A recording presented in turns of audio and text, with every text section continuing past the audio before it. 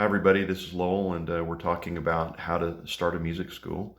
And one of the very first things that I did is to decide or understand what the value is of what you have to offer.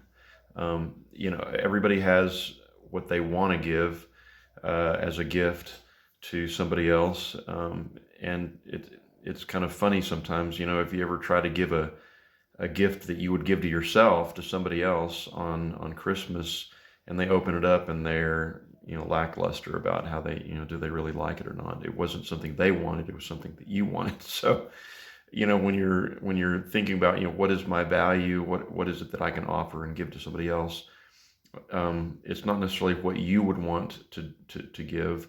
There are a lot of different directions that I could go in terms of as a musician that I would wish that people would want, but that's not really the case. The case is they want what they want, and they see value in how they see value, and so your mindset should be, what do I have that they would literally pay money to meet their need? And so I made a list of maybe 18 or 20 things. And so this is a, uh, a pre-video to the videos that I made earlier that when I first started out. And so this will be at the beginning of each one of those, this video here. And so this is just a prelude to those videos. And this you'll have to create your own. You'll find that you have a clientele, you have people in your community that will want certain aspects of what you have to offer. And so the main thing is to get into the mindset of what is it that other people are wanting. It's empathy. You're empathetically getting into the mindset of the consumer, of the customer, to say, what is it that they want? And then as you do that, then what you have to offer will actually come up.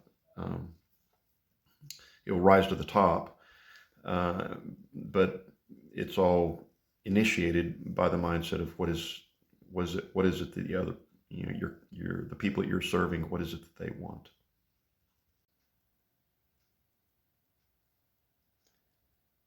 Hi, everybody. This is Lowell again with another thought regarding the benefits of studying music and being involved in music, and that is of worship. And worship is a subject that not many people think about regarding music. We think about music in terms of advertising, of entertainment, all these different things. But perhaps the most noble use of music is in worship.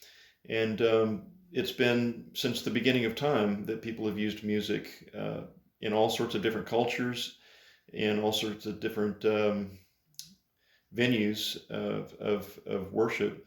Music has been a cornerstone. And some of you may know this about me, but I was a music director in a church for 37 years, and I desired to pattern after J.S. Bach, who was, in my estimation, the greatest music minister to have ever lived.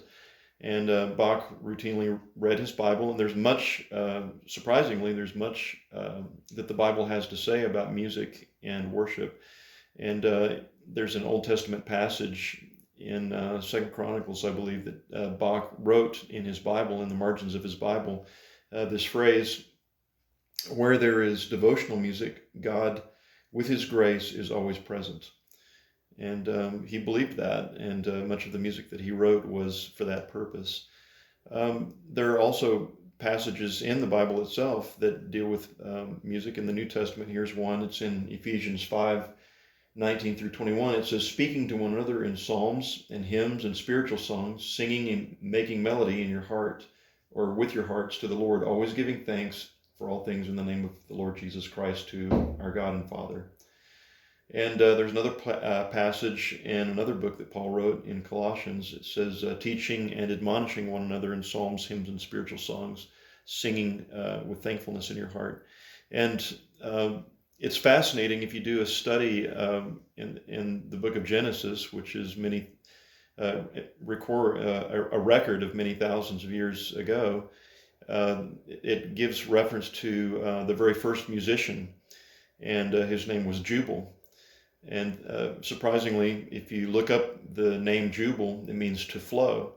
And I've come to really believe that one of the greatest things that you can learn as a musician is how to flow, and for things not to be static, for things to not be rigid, but for you to create a sense of flow in performance, in composition, in creativity, to not get stuck. And there's always a flow when you have a worshipful heart in music.